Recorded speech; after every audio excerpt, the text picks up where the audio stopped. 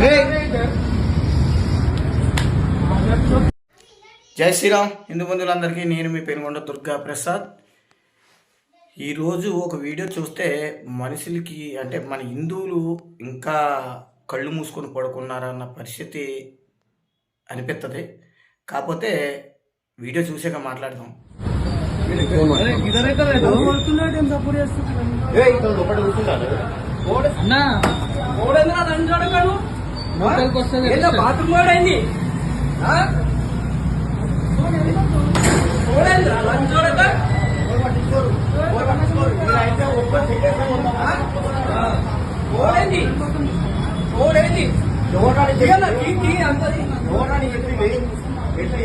అది ఎందుకు వచ్చినా వాడికి వాడు ఎందుకు వచ్చినా ఎవరు పంపించారు అరే మమ్మల్ని ఎందుకు బయటేస్తారు లంచోడుకులా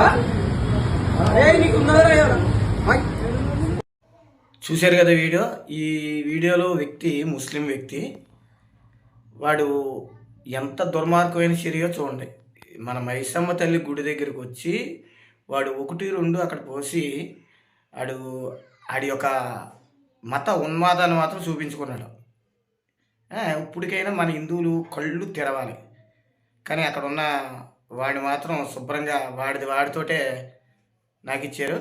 ఇది హిందువుల్లో ఈ మాత్రం ఐక్యత రావడం చాలా సంతోషమైన విషయం. కానీ ఈ మతాలు మాత్రం పిచ్చిరేగిపోతున్నాయి.